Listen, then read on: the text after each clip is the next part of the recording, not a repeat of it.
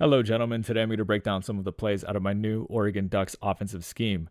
This playbook has a ton of crazy stuff in it. It might have the best shotgun ground game in the entire game. Like, it's really, really good. I consistently get over 150 yards rushing. We also have a ton of gadget plays, and then we have a couple high-powered passing formations like gun bunch strong offset and gun trips tight end offset weak. And I break down this entire playbook on acemadden.com. If you guys are interested in it, use code DUCKS for 25% off at checkout. On monthly membership, you'll gain access to all of the schemes that we have on the site. We have a new defense coming out soon, and then we'll also have new offenses coming out as well. So go check that out on acemadden.com.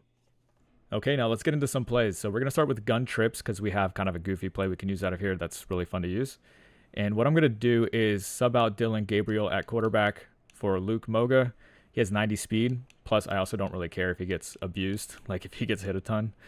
The wear and tear is going to affect ratings. So I'd rather it happen to Luke Moga than it happen to Dillon Gabriel. So he's going to be our punching bag.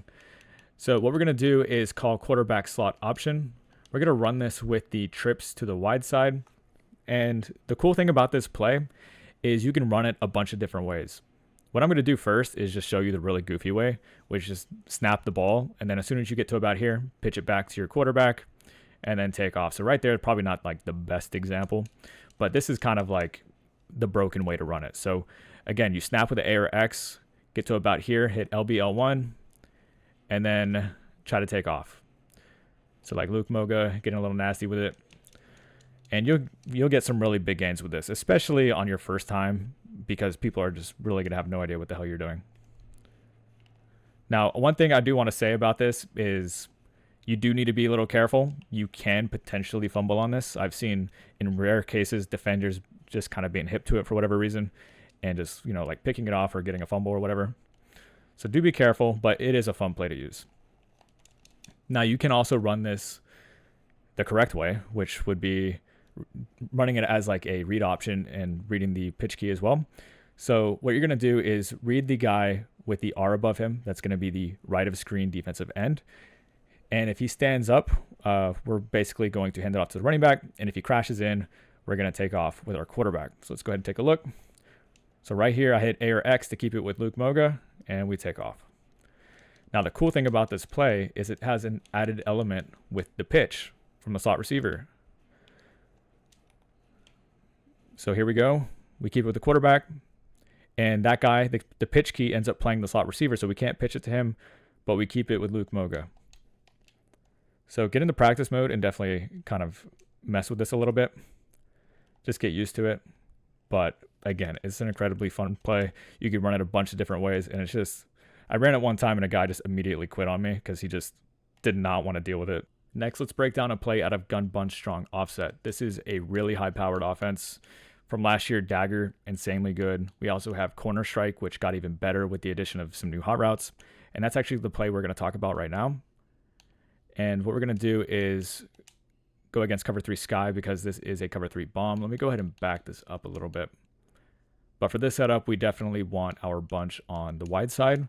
Actually, all of our setups in the ebook are going to be bunched to the wide side. So what we're going to do is streak the slot receiver. We're going to post the outside bunch receiver, and we're going to stem him up twice. So hit Y, B, hold LB or L1, left stick up. He should be breaking right about there. And then lastly is an optional step. You can block your tight end. I would say it's probably recommended to give yourself enough time to throw this. And the good thing about this setup is, it is meant to bomb cover 3, but it's also just going to be good in general.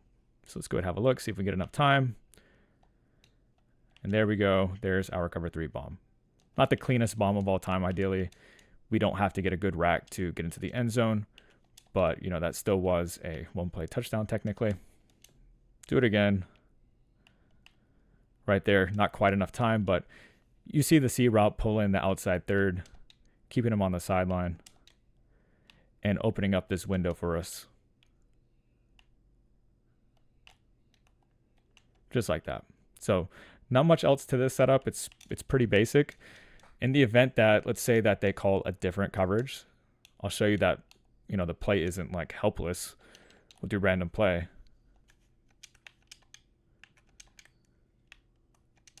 Same setup against random defense. Like right here, we have the check down. I'd say if it's not a cover 3, that's going to be your typical throw if they don't use it, of course.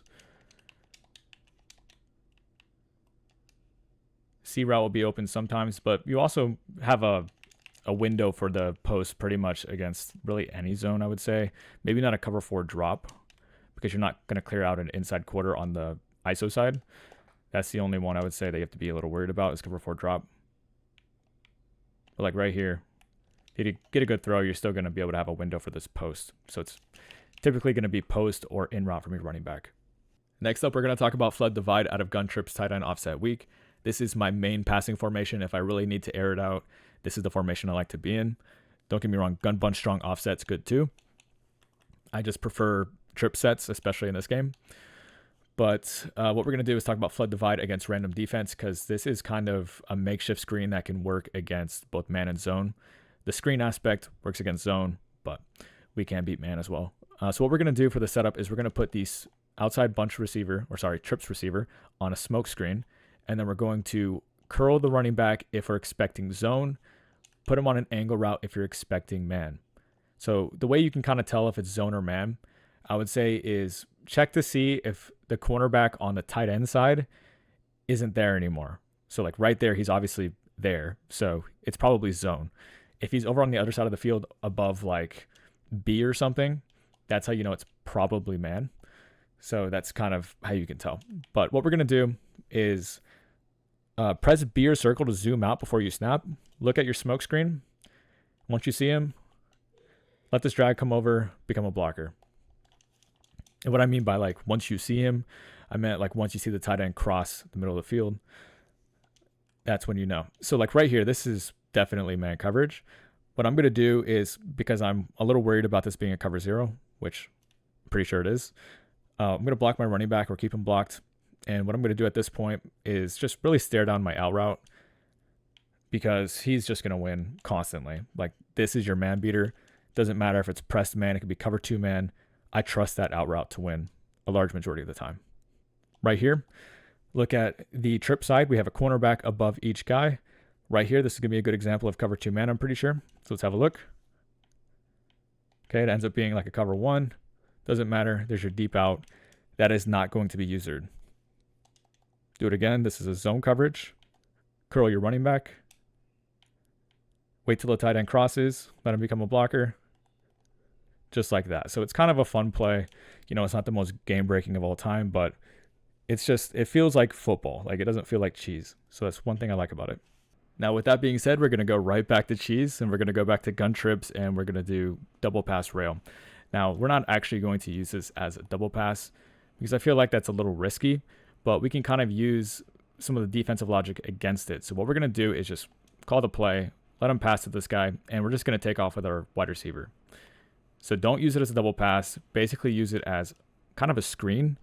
And what that's going to do is you're going to see the computer will just usually freak out and they'll start backing up. Right there, that was just kind of a bad example, but the computer will just like stop running at the guy who catches because they recognize it's a double pass. So you can just take off with this guy.